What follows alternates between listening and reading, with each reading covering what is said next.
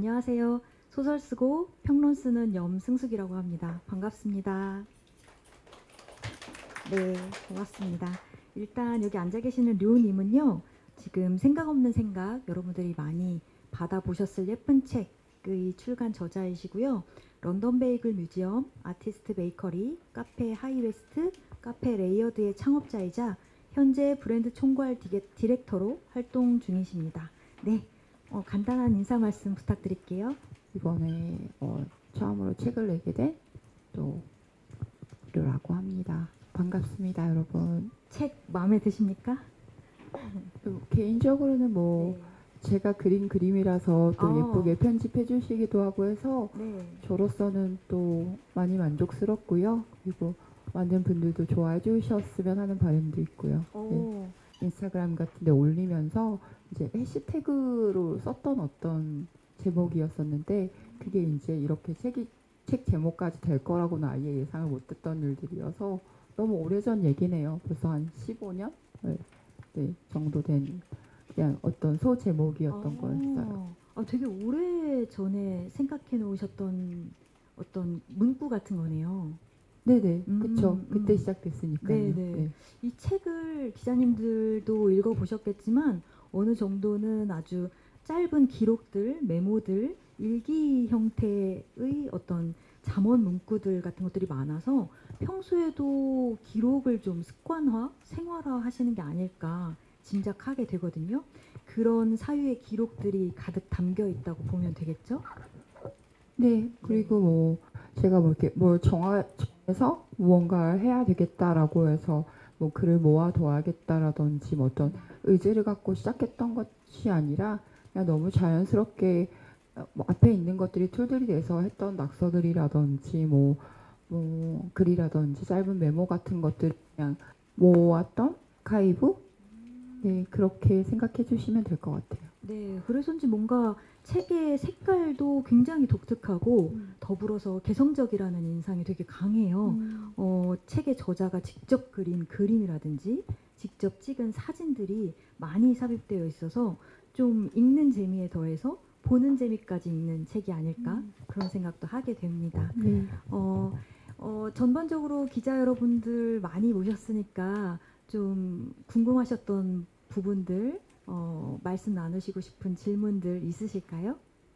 네, 좋아요. 그냥 말. 네, 네. 안녕하세요. 저는 사회뉴스의 김로희 기자라고 합니다. 네. 제 질문은 사람들이 런던 베이글 뮤지엄에 엄청 웨이팅을 오랫동안 할 정도로 인기가 많아요. 이런 인기에 대해서 어떻게 생각하시는지, 그리고 또 취향이 경쟁력이 되는 시대인데 디렉터님의 취향이 브랜드 구축에 있어서 어떤 도움이 되는지, 그리고 또 어떻게 하면 진짜 나로 살아갈 수 있을지, 진짜 나로 살아가고 싶은 사람들에게 한 말씀 해주실 수 있을까요? 런던 베이글 뮤지엄 뭐 너무 유명하다 보니까 대중의 사랑을 듬뿍 받고 있는 그런 곳인데 그러다 보니까 좀 관심도 많고 이 책에서 분명히 내가 나로 살아가는 방식 아주 주관적인 지표에 대해서 또 별자리처럼 따라가는 구성이 독특하기 때문에 질문 주신 것 같아요. 네네.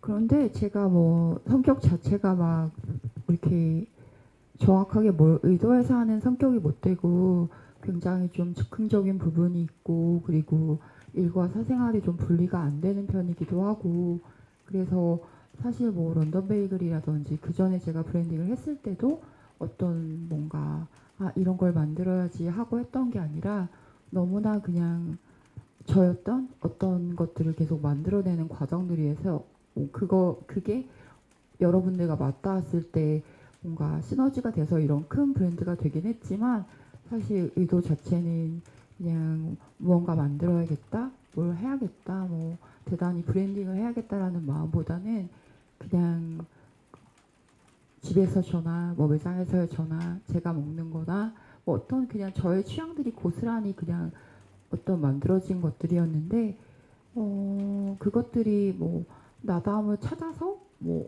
무언가 어떻게 해야 된다 약간 이렇게 생각한 거라기보다는 그냥 평상시에 매일매일 내가 뭘 좋아하고 뭘 하고 싶고 뭘 하고 싶지 않은지에 대한 질문을 계속 했었고 거기에 그냥 응당하는 어떤 생각들을 그대로 행동으로 옮겼던 어떤 그냥 결과물들이어서 사실 뭐 거대한 의도나 뭐 예측 없이 했던 일이긴 했었어요. 그래서 그 저도 나다움에 대해서 항상 관심이 많고 어떻게 하면 제가 저로 살 수 있을까에 대한 항상 고민이 많고 그리고 뭔가 누군가의 이야기가 아니고 나의 이야기로 뭔가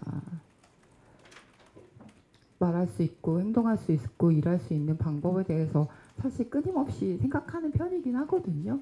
그래서 그런 것들이 그냥 자연스러운 결과물이고 그리고 또 이 책을 통해서도 많은 분들이 무언가 누군가의 생각보다는 저랑 그냥 생각하시는 부분에 공감 포인트가 있기를 바라는 부분이고 제가 이 책으로 무언가 제안 드리다기보다는 제가 그냥 이건 저한테 하는 얘기고 그리고 이런 이야기에서 서로 맞닿는 부분이 있다면 너무 기쁠 것 같다.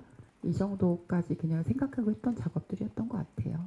방금 전에 이 책을 어제 주말 사이에 다 읽었는데요. 나로 살아가는 거에 대해서 관통하는 주제였던 것 같아요. 근데 끝부분에서는 뭐 같이 어울리는 타인과의 관계에 대해서도 한 말씀 해주시면 좋겠고요. 방송을 위해서. 네네. 그 다음에 책을 쓰시면서 한 2달 정도 준비하셔서 이 책이 출간됐다고 들었거든요. 네네네. 그 준비하시면서 에피소드 같은 거 있었으면 말씀 주시고 마지막으로 소소한 질문인데요. 사진들 예쁜 게 많더라고요. 네네. 셀카 찍을 때 보면 수백 장씩 찍어서 하나 건질 때가 많잖아요. 네네네. 여기 실린 사진들도 그런 식으로 찍히는지 좀 궁금합니다. 뭔가 사진 같은 경우에는 그러니까 보통은 여러 장을 찍어서 그 중에 가장 베스트 픽을 뽑아서 뭔가 업로드를 하는 경우도 있지만 저 같은 경우에는 계속 그냥 어떤 카메라를 켜두고 계속 그냥 실시간으로 관찰을 하다가 정확한 타이밍에 그는 약간 그런 방식을 택하고 있고 그래서 제가 정말 제가 보았던 찍고 싶은 장면을 그 순간 포착한 그런 사진 위주로 뭔가 저는 셀렉을 하는 편이고요. 그리고 그 전에 주셨던 거 뭐 책을 만들면서 사실 책을 만드는 과정은 뭔가 또 열림원에서 너무 또 에너지를 쏟아서 빨리 만들어 주시려고 뭔가 그렇게 애써 주신 부분이 있었고 그리고 저 같은 경우에는 사실 이렇게 사진이라든지 뭐 글이라든지 이런 것들이 뭐 한 모아둔 게 한 13, 14년 정도 되는 어떤 것들의 짧은 메모들이 모아진 것들이라서 제가 뭐 크게 무언가 한 건 없고 저는 그냥 그 아카이브를 가지고 있었던 거고 그걸 이제 또 디자인적으로나 뭐 또 편집적인 부분에서 열림원에서 많이 애써줬었던 과정이 있었고요. 그리고 또 그 마지막에 또 어울이나 사랑에 관해서 얘기하는 그런 것들이 있었잖아요. 근데 저 같은 경우에도 사실 이렇게 뭐 적지 않은 나이라서 제가 이렇게 지내오면서 사실은 그러니까 혼자서 보냈다고 아니면 마음으로 혼자 보냈던 시간이 되게 길었다고 느꼈는데 오히려 제가 조금 더 저와 가까워지는 시간들이 좀 많아지면서 진짜 저와 만나서 제가 누군지 더 정확하게 좀 길을 찾아가고 그리고 저라는 사람에 대해서 궁금해하는 진짜 궁금해하는 이런 상황들이 조금 나이 먹으면서 더 되니까 아 제가 저와 맞닿아서 제가 저라는 사람이 누군지 조금 더 선명해지고 그리고 나니까 이제 타인들이 보이기 시작했던 거죠. 그래서 그러면서 제가 뭔가 제가 할 수 있는 일이 뭐가 있을까? 또 무언가 나눌 수 있을까 해서 생각했을 때 제가 뭐 어떤 특정한 봉사를 하거나 뭐 이러는 건 아니지만 제가 느끼고 누구나 누구로 태어나서 그대로 사는 것이 너무나 당연한 것이고 그리고 그게 가장 아름답고 꼭 지켜내야 하는 것들이고 또 뭔가 누군가에게 설득되어지는 것보다 스스로 자신을 설득할 수 있는 그런 상황들을 내가 조금이라도 일로서든 글이든 뭐 SNS든 뭐든 간에 어떤 툴을 이용해서라도 제가 그런 방법을 조금 전할 수 있으면 너무 좋지 않을까? 그리고 저도 누군가가 그렇게 해줬으면 하는 바람들이 있었는데 왜 세상은 아니면 한국은 서울은 왜 그런 게 없지? 라고 탓했던 어떤 시절이 있었지만 지금은 내가 첫 번째 환경이 되고 싶다. 뭔가 내가 그렇게 먼저 바라는 사람보다는 내가 선행하는 사람이 되고 싶다라는 마음이 크니까 사실 뭐 책도 막 뭐 모자란 부분도 너무 많고 제가 일하는 부분이나 이런 부분에서도 어리숙한 부분이 여전히 너무 많지만 뭔가 그런 것들을 조금 더 표현하고 드러내고 또 저 같은 사람도 이렇게 살아가요라고 뭔가 얘기할 수 있는 제가 먼저 돼야겠다 그런 마음이 들었던 거죠. 이 책을 읽다 보면 언뜻 드러나는 류님만의 어떤 쓸쓸한 감성이 있는데 그 쓸쓸한 감성이 제 기준에서는 그런 발견이었어요. 어린 시절에 아주 누구보다 겁이 많고 조용한 아이였고 쉽게 질문할 수 없었던 소심함을 갖고 있었다. 이런 내밀한 고백들이 이 책의 곳곳에서 슬쩍슬쩍 드러나거든요. 그런데 이제 프롤로그에는 내가 나로 태어나서 내가 되는 일이 너무나 어렵게 느껴졌었다라는 고백도 있기 때문에 혹시라도 스스로 자기 자신에 대한 호기심을 출발하게 되었던 어린 시절의 기억이나 유년기의 성장통 같은 게 있었다면 한 번쯤 가볍게 듣고 넘어가도 좋을 것 같습니다. 제가 그러니까 박지 않은 아이였다고 생각하진 않는데 뭔가 제가 어떤 질문을 던졌을 때 그게 엉뚱하거나 아니면 꼭 필요하지 않거나 뭔가 그런 규정들로 그렇게 질문하는 것들이 환영받지 못한다고 생각했던 어떤 어린 시절이 있었어요. 그래서 저희 뭐 가족이라든지 학교라든지 뭔가 이랬을 때 지금은 뭔가 더 유연하고 또 멋지게 또 선도해 주시는 분들이 많지만 또 제가 아주 어렸을 때는 그냥 아기들은 그래야 돼. 뭐 어린이들은 이렇게 살아야지라는 어떤 것들이 좀 더 명확했던 어떤 시절이어서 뭔가 그랬을 때 제가 조금 더 자유분방한 생각을 하거나 일반적이지 않은 생각을 한다는 걸로 환영받지 못한다는 어떤 어린 시절이 있었고 그랬기 때문에 누군가에게 묻는 건 혼날까 아니면 뭔가 환영받지 못하는 것일 수도 있다는 예측하에 약간 그러면 그 답을 스스로 찾아야 된다는 생각을 사실은 한 뭐 완전 7, 8살 이때서부터 그렇게 시작됐던 것 같아요. 그래서 그것 때문에 이렇게 관찰하는 습관이 생기고 또 관찰을 하다 보니까 뭔가 좀 누군가를 알게 되는 또 불특정 다수지만 뭔가 그런 분들을 관찰하고 저만의 데이터가 생기는 약간 이런 과정들을 계속 반복하면서 뭔가 누군가와 소통하기보다는 개인적으로 스스로 소통하는 시간들이 좀 길었었고 그리고 그런 것 때문에 뭐 의도하든 의도하지 않았던 약간의 어떤 가라앉은 어린이 아니면 많이 웃지 않는 어린이로 뭔가 살았던 어떤 또 청소년기도 그랬었고 그랬을 때 그렇지만 마음 저도 사람이고 뭔가 또 누구나 뭐 인간이기 때문에 누군가 소통하고 사랑받고 싶고 헤아려지길 원하는 그 부분은 늘 공존하고 있었던 거고 그것에 대한 어떤 방법들을 누군가와 함께 찾을 수 있다라는 거는 거의 최근에 안 사실이고 사실 그걸 뭔가 자가 발전하듯이 뭔가 혼자서 계속 알아내야 된다는 어떤 강박도 있었고 그래서 아마 좀 많이 지금은 잘 웃는데 어떤 일정 나이까지는 많이 웃지 않는 또 그런 또 저만의 어떤 쓸쓸한 표정을 가진 또 시절도 있었기도 했었어요. 네. 그러네요. 그렇게 지금 류님의 말씀을 듣다 보니까 이 생각 없는 생각의 표지에 그려진 이 자화상의 네네네. 스케치가 네, 되게 의미심장하게 보이기도 합니다. 표정이. 그렇죠. 네. 웃고 있지 않죠. 네, 웃고 있지 않네요. 네네. 네, 근데 뭐 살다 보면 정말 쉽게 웃을 수 없는 순간들의 연속이기도 하고요. 그렇죠.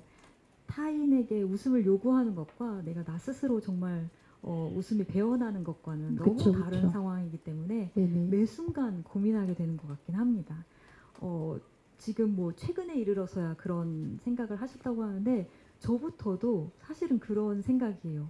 저도 40을 넘기면서 부쩍 들었던 생각이 인간은 다른 사람들과 잘 지내야 하는 것도 맞는데 결국에는 내가 나 자신과 잘 지내야 하는 거구나. 이런 생각을 저도 한 지가 얼마 되지 않았습니다. 되게 뒤늦게야 알게 되었던 깨달음이자 발견이자 자각이기도 했고요.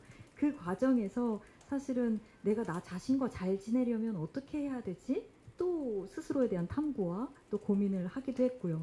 근데 이 책에서 료님은 뭐라고 말씀을 하시고 있냐면 스스로 나 자신을 성장시킨다는 것에 대한 은유 같은 것들을 아주 사유적으로 이제 말씀을 하고 계신데 독학이라는 단어를 선택하신 적이 있어요. 네네, 저는 맞아요. 읽으면서 좀 깜짝 놀랐습니다. 네. 나와 또 한 명의 나를 마주 앉혀놓고 한 명은 학생, 한 명은 선생으로 상상한다고 말씀하신 대목이 있어요. 네네네. 저는 그 대목을 읽으면서 그렇지. 내가 나 자신에게 아주 상당한 책임감을 갖고 살아가야 되는 거구나. 이렇게 느껴져서 너무 놀라웠습니다. 그래서 이 부분이 굉장히 공감이 많이 됐는데 그 부분에 대해서 조금 더 저보다 네네. 훨씬 더 내밀하게 설명해 주실 수 있을까요? 사실 그러니까 사람으로 태어나서 물론 어떤 좋은 시스템이라든지 뭐 어떤 장치들이 많아서 뭔가 나를 대신 무언가 해결해 줄 수 있는 것들이 있다고 생각하지만 저 같은 경우에는 진짜로 들어와서 스스로를 해결할 수 있는 건 스스로뿐이라는 생각을 하거든요. 그게 가족이 되어줄 수도 의사 선생님이 되어줄 수도 또 뭔가 어떤 시스템도 진짜의 나를 들어 올려줄 수 있는 진짜의 나를 만들어줄 수 있는 사람은 결국 본인이라는 생각을 했기 때문에 무언가 일시적인 도움은 받을 수 있지만 본인 스스로를 알아보려고 하지 않거나 아니면 다친 부분, 아픈 부분을 들여다보지 않거나 아니면 뭐가 하고 싶은지 물어봐주지 않는다든지 뭔가 이런 것들로 뭔가 자신을 그냥 방치하는 게 정말 저는 엄청난 직무유기라는 생각을 했었고 그리고 그 부분에서 뭔가 더 내가 나를 알고 알아야 되고 나를 고쳐줄 수 있고 나를 들어 올려줄 수 있는 힘이 있으려면 내가 얼마나 단단하고 내가 또 얼마나 똑똑해야 되고 내가 얼마나 또 마음을 잘 헤아릴 수 있는 감성적인 부분이 있어야 되고 아름다움도 잘 알아볼 수 있는 눈도 있어야 되고 그러니까 그런 의미로서 할 일이 너무 많고 누군가를 위해서 향하는 것들이 아니라 온전히 나를 향해서 나를 위하는 어떤 장치들로 나 스스로를 레퍼런스로 만드는 그런 과정들이 꼭 필요하다고 생각했기 때문에 그 부분에 대해서 아마 그렇게 얘기했던 것 같아요. 단순하게 생각한다면 조금 나 자신을 스스로 잘 먹이고 네. 잘 재우고 네네, 잘 맞습니다. 가르쳐야 하는 그런 이 자아와의 소통의 방식도 분명히 네네. 필요한 거네요. 성장을 네네, 위해서. 맞아요. 책을 굉장히 잘 읽었는데 책을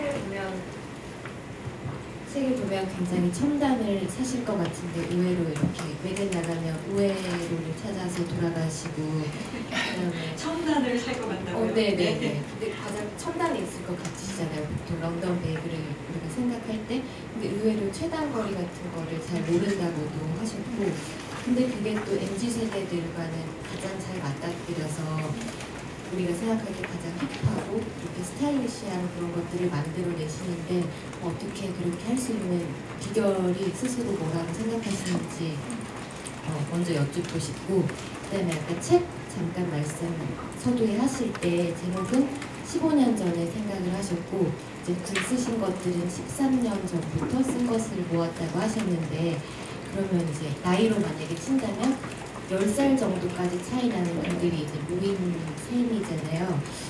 그 글을 엮을 때 어떤 기준으로 그러면 엮으셨는지 그게 같이 궁금합니다. 어떤 순서를 가지고 제가 저의 아카이브라고 생각할 수 있는 것들이 사실 이렇게 변해왔어 라기보다는 그때도 지금도 뭔가 이렇기 때문에 그리고 사실 그렇게 크게 달라진 것 같지가 않더라고요. 그래서 뭔가 성장을 못한 건지 어떤 건지 모르겠지만 사실 13년 전에 썼던 글이나 지금 글이나 하는 얘기가 매번 똑같고 그리고 너무 그냥 그게 저여서 그래서 사실 뭔가 어떤 기준을 가지고 어떤 걸 선별해서 올려야겠다라기보다는 그것들도 그냥 그때그때의 마음이 저에게 닿는 것들 그런 것들로 그냥 자연스럽게 편집이 됐었고요. 또 아까 뭐 그런 어떤 천단에서 살 것 같거나 아니면 뭔가 우주에서도 끝까지 살아남을 것 같은 뭔가 그런 비주얼로 뭔가 뱀파이어 같은 모습으로 있는지 모르겠지만 저는 사실은 그냥 제가 무슨 트렌드를 만들거나 대단히 어떤 MZ들을 향해서 어떤 멋있는 브랜딩을 해서 어떤 수익을 창출하고 이런 게 있었던 게 전혀 아니라 그냥 제가 하고 있는 모든 것들을 그대로 표현한 것들 그랬기 때문에 그게 어떤 지금 어떤 좋아해 주시는 분들이랑 그냥 맞닿았던 어떤 그냥 현상이지 제가 무언가를 의도하고 브랜딩을 하거나 하는 게 아니라 그냥 런던 베이글 가나 뭐 레이어들 가나 어디를 가도 그냥 그게 저거든요. 어색함 없이 그냥 저를 구현해냈던 것들이고 근데 그게 제가 생각했던 것보다 너무 많은 분들하고의 교차점이 있었던 거고 뭔가 그래서 그런 그냥 어떤 현상들이 일어난 거지 그게 뭔가 막 대단히 계략적이지 않았거든요. 그래서 그런 부분이 있었고 제가 워낙 아까 그 최단거리 해주셨지만 워낙 막 빈티지 향들도 좋아하고 그리고 뭔가 그런 아날로그적인 어떤 그런 감성을 많이 가지고 있고 그리고 좀 쉬운 길이 없다고 생각하는 그냥 기본 디폴트 값으로 그냥 세상에 쉬운 건 아마 없을 걸 거. 그러니까 지금 어렵게 하는 일들이 어려운 것들이 아닌 걸 거라고 적인 생각을 갖고 있거든요. 그래서 그 부분에서 일부러 돌아가야지 뭐 아니면 그런 게 아니라 요즘에 너무 매체가 많고 막 알아야 될 것들이 많고 막 너무 빠른 길들만 알려주는 약간 그런 세상이잖아요. 근데 사실은 그렇게 누군가 알려준 지름길은 그 사람의 길이라는 생각이 드는 거고 제가 만들어낼 수 있는 지름길은 좀 제가 그냥 정말 다쳐가면서 알아가면서밖에 알 수 없다고 생각해서 저만의 지름길을 만들어야 된다고 생각하거든요. 그래서 그냥 저만의 최단거리를 만드는 게 관심 없는 것이 아니라 누군가의 최단거리가 저의 최단거리는 아니니까 뭔가 그런 부분에 있어서 그냥 알아가는 시간들이었던 것 같아요. 다르게 보자라는 이야기를 곳곳에서 하시는 점이 좀 인상적이었는데요. 본인의 구체적으로 본인의 일상, 또 브랜드 디렉팅에도 어떤 식으로 실천이 되고 있는지가 좀 궁금하고요. 그리고 두 번째 질문은 진짜 나로 살아가는 게 중요하긴 한데 특히 한국 사회에서는 여러 가지 제약이 좀 많은 것에 대해서도 아까 살짝 언급을 하셨는데 특히 이제 나이가 점점 드는 것 자체가 한국에서는 뭔가 젊음과 대비돼서 부정적이거나 조금 단점이나 제약으로 받아들여지는 경우도 분명히 있는 것 같아요. 근데 지금 진짜 나로 살아가는 데 있어서 본인이 경험하셨을 때 나이 등이 진짜 나로 살아가는 것에 있어서 어떤 식으로 좀 더 도움이나 시야를 넓혀주는 면이 있다고 생각을 하시는지 그런 점에 대한 의견 부탁드립니다. 하는 것 자체를 잘 떠올리지 않는 것 같고요. 그거는 꼭 뭔가 어느 시점부터가 아니라 그냥 뭐 나이라든지 아니면 직함이라든지 어떤 그런 타이틀에 대한 관심이 워낙 없었던 어려서부터 그런 것들이 있었고 제가 알고 싶었던 건 그냥 저의 저 끝의 마음 또 누군가의 저 끝의 마음이 알고 싶었던 그냥 그런 상태로 평생 그냥 지내왔던 것 같아요. 무언가 알고 싶다? 근데 그것의 중심이 거의 마음이었던 것 같고 근데 나이가 들면서 뭔가 변한다. 나이가 드니까 변해서 이런 생각이 변해 라고 생각하는 게 아니라 나이 들어서 점점 자기가 되는 그러니까 나이 들어서 변하는 게 아니라 조금 더 자기다워지는 거래라는 말을 들은 적이 있었어요. 근데 그 말이 점점 무슨 말인지 알 것 같으면서 누군가에게 마음에 드는 누구 마음에 있는 내가 중요하다는 게 아니라 뭔가 내가 내 마음에 있는 게 먼저 순서가 되는 거고 그러려면 제가 저를 스스로 알아야 되고 그리고 저를 알아야 되려면 저에 대해서 시간을 줘야 되고, 그리고 시간을 줘야 될 때 뭔가 어떤 매체나 뭐 유튜브나 쇼츠를 보면서 혼자 있는 시간이 아니라 온전히 혼자 있는 시간을 두고 내가 누구인지에 대해서 스스로 자문하거나, 아니면 제가 뭐 먹었던 음식들이라든지, 아니면 찍었던 사진이라든지, 아니면 거울로 스스로를 관찰한다라든지, 정말 당연히 해야 되는 것들인데 그것만 보지 않는, 저로 살지 않겠다고 다짐한 부분이 있었거든요. 그래서 제가 뭘 먹었는지, 어떤 생각을 하는지, 뭘 그렸는지, 어떤 사진을 찍었는지를 계속 스스로 관찰하는 시간을 가지려면 온전히 혼자 있는 시간이 있어야 되고, 그리고 누군가 얽혀 지내서 지내는 것들 말고 정말 혼자서 하는 과정들, 그러면서 그냥 자연스럽게 시간이 가니까 그냥 나이를 먹은, 뭔가 그렇게 되는 상황이어서 많은 분들이 나이 먹으면 이렇게 하면 안 돼, 아니면 나이 먹으면 감각이 떨어져, 아니면 트렌드를 읽을 수 없어 라고 뭔가 그렇게 말씀하시는 분들 많잖아요. 아니면 그때는 그랬는데 지금은 더 할 수 없어 라고 생각하시는 많은 분들이 있는데, 어저께 되게 재밌는 얘기를 했어요. 여기 열림원 이사님이시거든요. 근데 저랑 이제 책 작업을 많이 도와주시고 같이 정말 이렇게 밤새 가면서 막 같이 수정도 하고 막 이랬었는데, 그러면서 이제 이사님이 너무 요즘에 글을 많이 보니까 되게 전에둔 돋보기를 안 썼었는데 다시 쓰게 됐어, 이렇게 말씀을 하셨는데, 그래요? 그랬는데 이사님이 한 10몇 년 전쯤에 갑자기 뭔가 책을 보려니까 눈이 좀 잘 안 좋아서 돋보기 그때 맞췄는데, 이사님이 이제 논문 준비하면서 되게 한 7, 8년간을 책을 열심히 보셨더니 어느 순간 돋보기가 필요 없어지셨다는 거예요.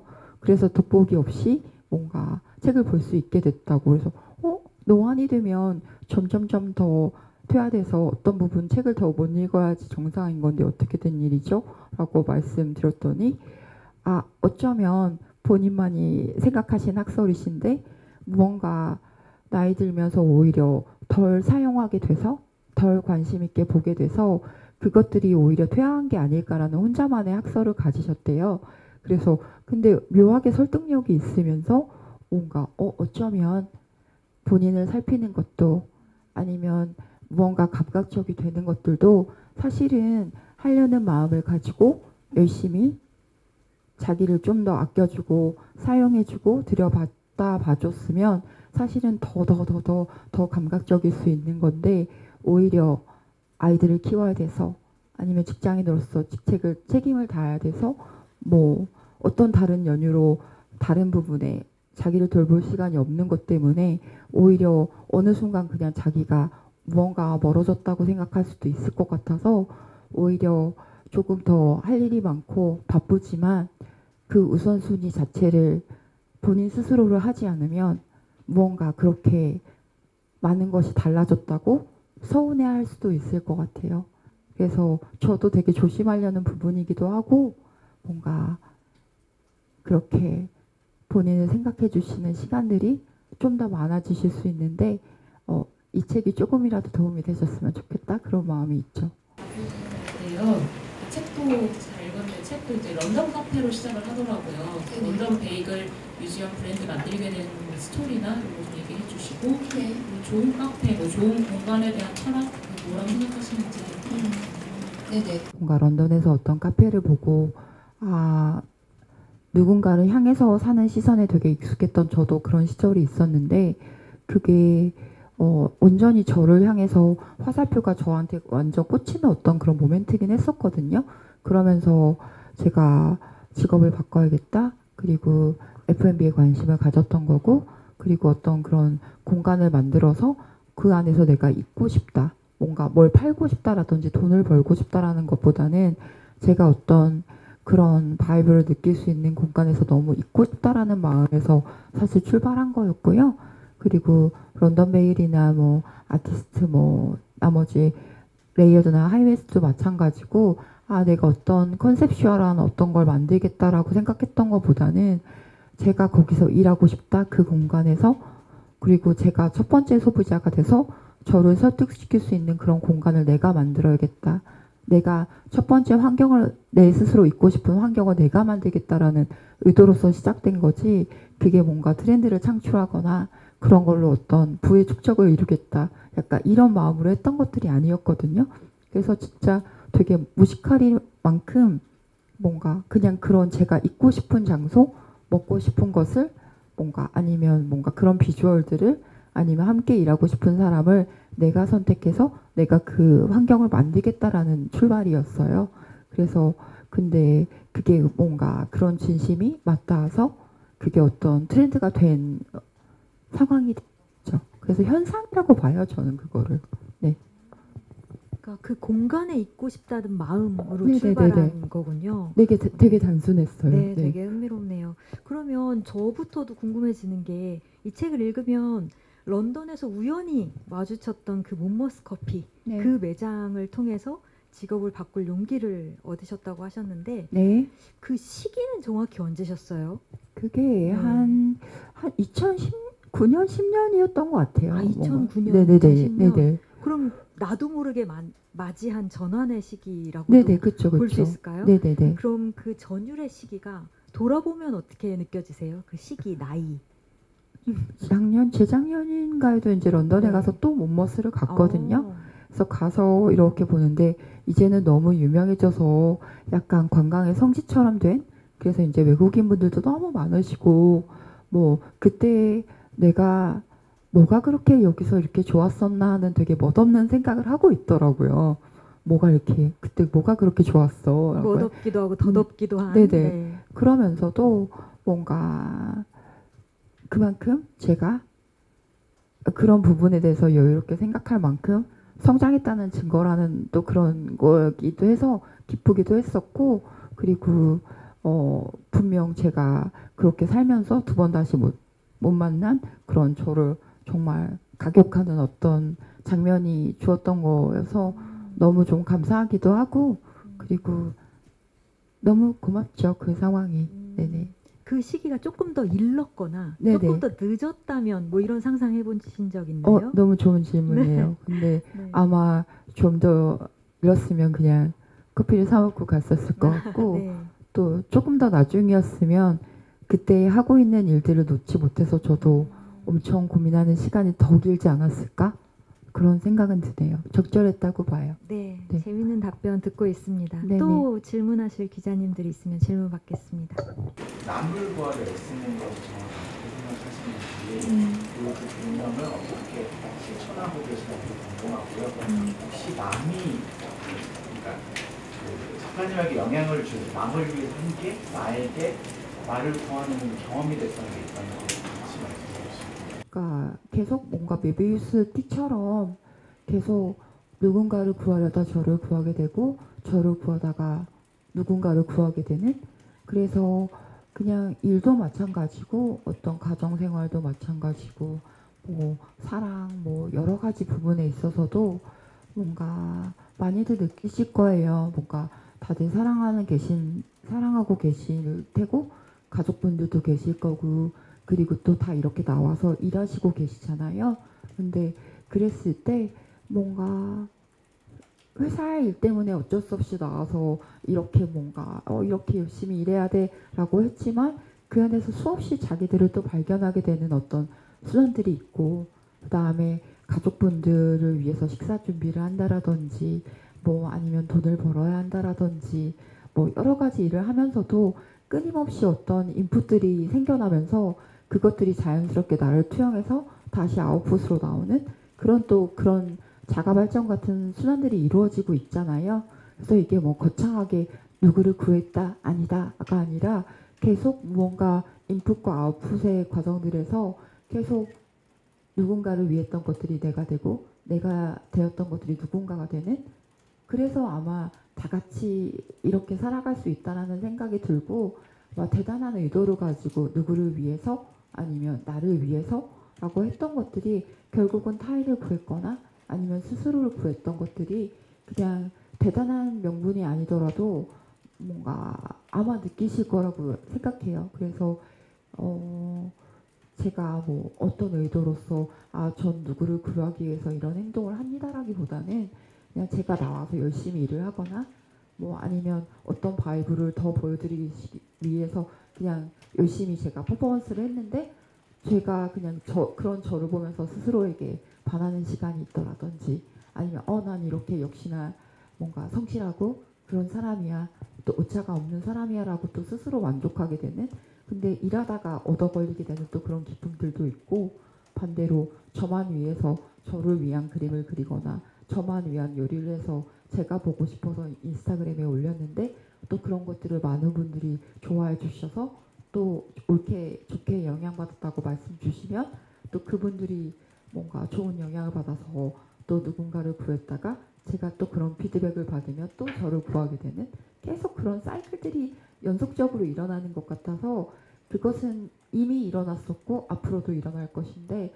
그것들을 인지하냐 안 하느냐의 차이라고 생각해요. 그래서 일어나고 있는 것들을 가만히 생각하고 이런 선순환들이 계속 일어나고 있지를 인지하는 사람만이 그것을 획득하게 되는 그런 사이클이 온다고 믿거든요. 그래서 조금 더 질문 많이 해주시고 기록 많이 해주시고 또 기록한 것을 스스로 확인하는 그런 과정들이 많으셨으면 너무 좋겠어요. 네. 루틴을 정해놓고 쓰신다든가 아니면 내가 쓴 일기를 내가 자주 읽는다라는 구절도 책 안에서 발견을 할 수가 있는데 네. 그러면 쓰거나 기록하는 자기만의 어떤 고유한 방식, 습관 이런 거 있으실까요? 무언가 계획하는 성격의 사람이 못 돼서 몹시 너무 즉흥적이고 항상 어떤 계획이 없고 너무 아방가르드한 삶을 살고 있는데 그래서 어떤 노트를 정해두고 쓰는 게 아니라 모든 집에 집히는 대로 아니면 제가 뭐 갑자기 어디서 숯이 생기면 숯으로 막 그림을 그리거나 뭐 앞에 뭐 나뭇가지 탄 게 있으면 그걸로 막 그림을 그린다든지 꼭 뭐 그게 볼펜이어야 돼 내가 쓰는 어떤 특별한 펜이어야 돼 이런 집착보다는 내 안에 있는 모든 것들이 나로 투영되면 뭐든지 멋진 툴이 될 수 있다고 믿는 부분이 있어서 그게 뭐 종이가 됐던 뭐 벽이 됐던 사실 가리지 않고 되게 뭔가 아무데나 뭔가 아무 곳이나 또 아무 시간도 주지 않고 하는 행동들이 있는데 저의 특이점은 그것들을 빠짐없이 아카이브로 모아두는 습관은 있어요. 그게 짧은 메모가 됐던 이렇게 뭐 동그라미 친 낙서가 됐던 다 모으는 것들이 있거든요. 그래서 그것들을 다 모아두면 그게 결이 하나라는 거를 보면서 되게 즐거운 어떤 저만의 어떤 행복감이 있어요. 그래서 그것들을 사소한 것들이라도 잘 모아두는 그런 루틴은 있는 것 같아요. 보통 이제 기록하는 인간이라고 하면 이제 강박을 갖기 쉽거든요. 내가 즐겨 쓰는 노트, 네네 맞아요. 펜 뭐 이런 그것도 툴, 멋있죠. 네, 도구가 중요할 때가 많은데 네네. 류님은 되게 매 순간 창조적인 영감에 의지하시는 편이군요. 그런 편에도 가까운 네. 것 같아요. 근데 네. 아카이빙 하긴 대단히 어려우시겠어요. 그쵸. 뭐 면적도 넓은 것도 있고 네. 뭐 또 벽 같은 경우에는 뭐 이사를 가면 안 되니까 뭔가 그런 것들도 있고 뭐 그렇죠. 어렵네요. 네, 어렵죠. 어렵지만 그래서 즐거우실 것 같습니다. 네네 맞아요. 맞아요. 네, 이제 끝으로 가는 것 같아서 하는 건데요. 네, 좋아하는 구절 좀 꼽아주시고 이번 책에서 좀 네. 읽어주셨으면 좋겠고 그때 네. 어떤 생각으로 쓰셨는지 지금은 또 생각 변한 게 있는지 말씀 부탁드리겠습니다. 뭐 다 외울 수는 없는데 제가 그 내용 중에 수분감이 많은 으로 시작되는 여기 표사 보면은 여기 밑에 수분감이 많던 아침의 빛을 알고 기분이 좋지 않으면 노래를 부르는 너를 알고 김나는 커피의 평화를 알고 강아지 귀의 얇기와 온도를 알고 찾는 너의 가슴팍의 컬러를 알고 세상의 프리즘과 반사의 미학을 알고 아름다운 것을 보고 사방으로 흩어져 웃던 우리를 알고 시간의 유한함을 알고 슬픔에서 매일을 수련한다 해도 아쉽지 않은 것은 아니다. 아쉬운 것에 적응되지는 않는 것이다. 세상의 모든 아름다움과 슬픔을 무척 많이 안다 해도 결국 아쉽지 않은 것은 아니다. 이 구절을 제가 가장 좋아하는데 저는 모르겠어. 이 구절을 읽을 때마다 조금 속상하기도 하고 서운하기도 하고 그런 마음이 드는 구절이라서 뭔가 그렇긴 한데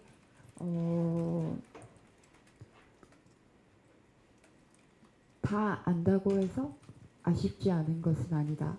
이런 표현이 그냥 각자의 마음이 닿기를 각자의 형태로 그런 마음이 있죠.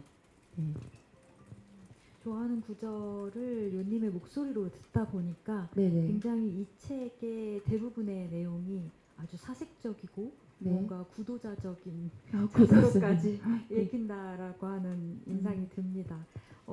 많은 이야기들이 지금 나누고 계신데요. 또 질문 있으실까요? 네.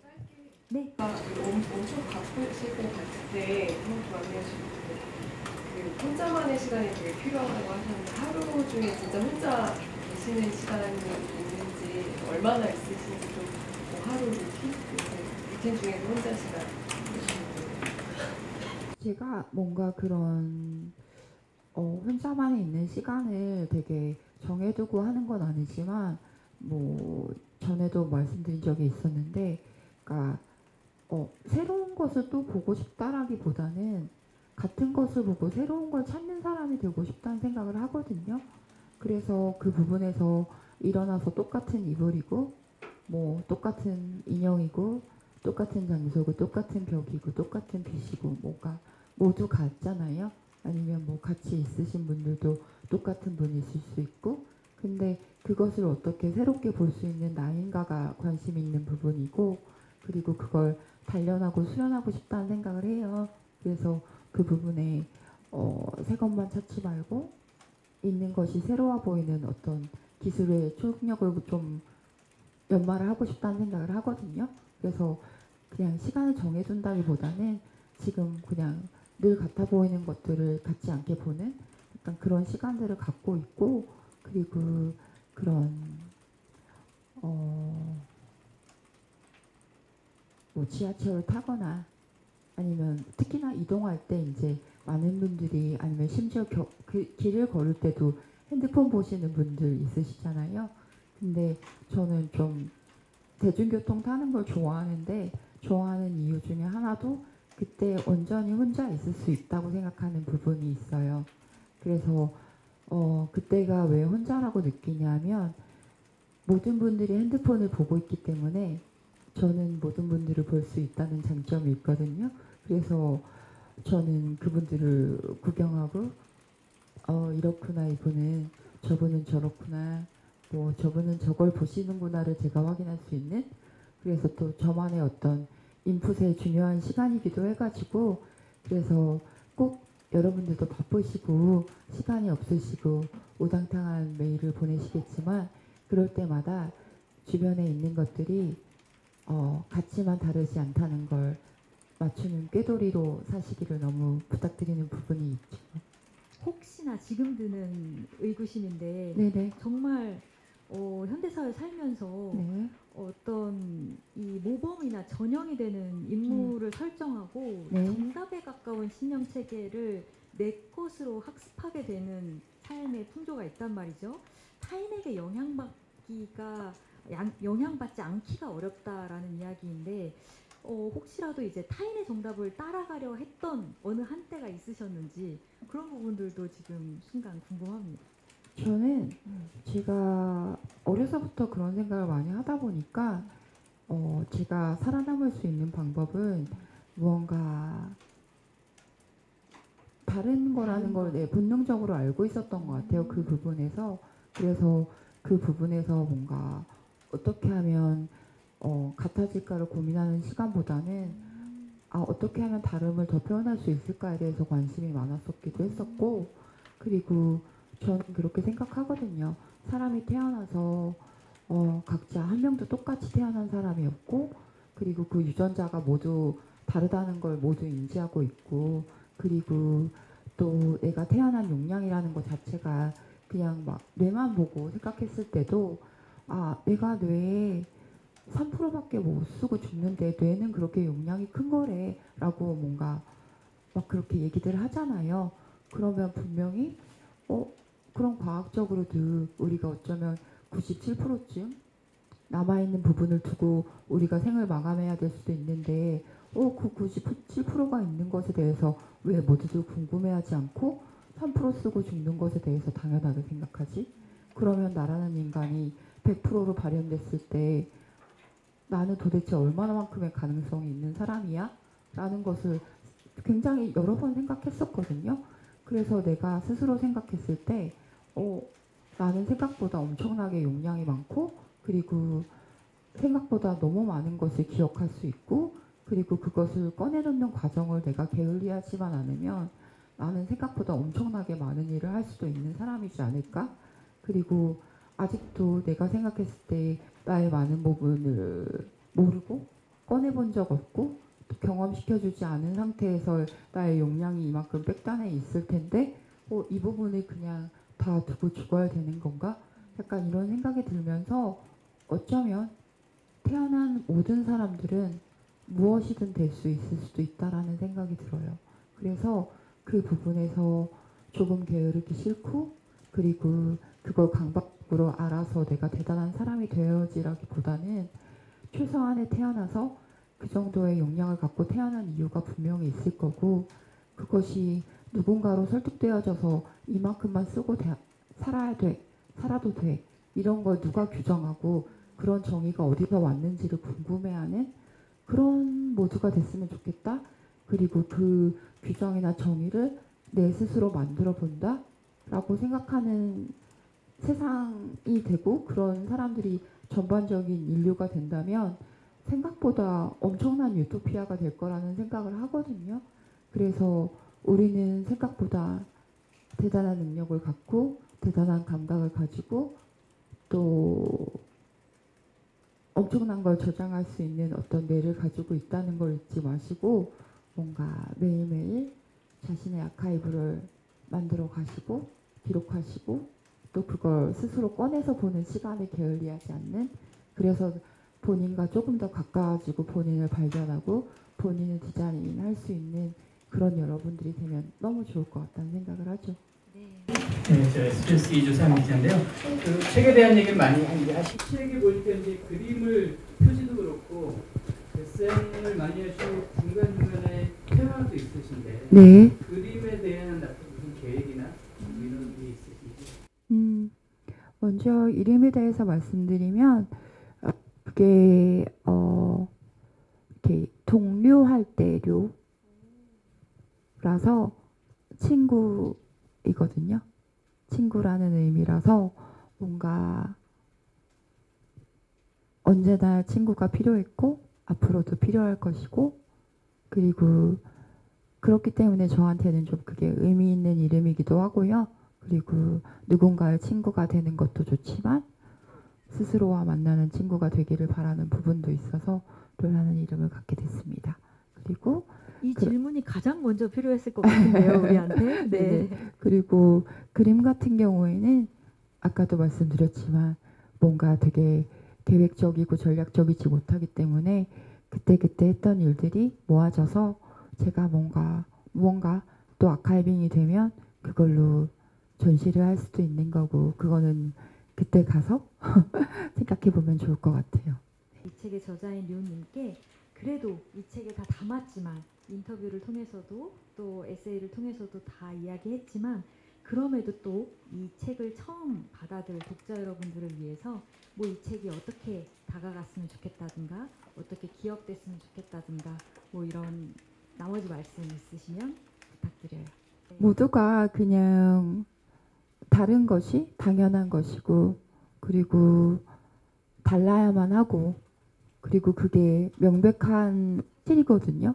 근데 같아지지 못해서 불안해하시거나 아니면 남들과 같은 행보로 아니면 누군가 말하는 뭐 옳은 거라든지 행복이라든지 어떤 기준들에 대해서 스스로 한 번이라도 진지하게 질문하실 수 있는 또 그리고 질문을 해서 더듬더듬이라도 어떤 그 답을 찾아가시기를 또 바라는 부분이 있고 많은 분들이 너무 살기가 두렵고 막히는 것들이 많고 어려움들이 너무 많잖아요. 요즘에 지내시면서. 근데 그냥 저 늘 그래 왔었고 제가 무언가 큰 전환점을 맞이하거나 아니면 제 인생이 한 번씩 이렇게 큰 터닝 포인트가 됐던 어떤 바로 그 전 단계는 너무 약하고 아무것도 모르겠고 그리고 그걸 뭔가 누가 알려줄 수도 없고 너무 무서워서 아무것도 할 수 없었을 그때에 어떻게 해서든지 방법도 모르고 뭔가 막막했지만 그래도 발을 떼렸던 어떤 때 그때서부터 시작이었던 것 같아요. 그래서 너무 무섭고 뭐 용기가 없고 뭔가 그렇지만 결국 그 발을 스스로 들어 올려서 한 발이라도 밀어내는 것도 자신이라는 걸 잊지 말고 어떻게 해서든 그 약한 시기 뒤에 무언가 알 수 있는 시기가 올 수밖에 없는 단계가 너무 이상한 것이 아니고 불편한 것이 아닌 거를 꼭 받아들이시고 그걸 몇 반복하다 보면 아 이렇게 제일 무서울 때가 내가 가장 성장할 수 있는 그때구나라는 거를 빨리 눈치챌 수 있었으면 하는 바람이 있어요. 어떤 면에서는 사실 이 료의 생각 없는 생각의 출간 자체가 어쩌면 료님이 인생을 살아가는 고비고비마다 가졌던 맞아요. 질문하기의 네, 형태였을 맞아요. 수도 있겠다는 생각이 네, 너무 드네요. 맞습니다. 네. 그리고 동시에 또 이 마지막 부분에 보면 누구나 인생에서 비에 젖은 작은 새가 될 수 있다. 네, 이런 네. 말씀도 해주셨는데 네. 생각을 해보니까 이 책을 통해서 어찌 보면 타인을 향한 위로 용기를 주고 싶었던 아주 작은 시도가 될 수도 있겠다는 생각이 드네요. 저를 네. 구하고 싶으니까요. 네. 네. 감사합니다.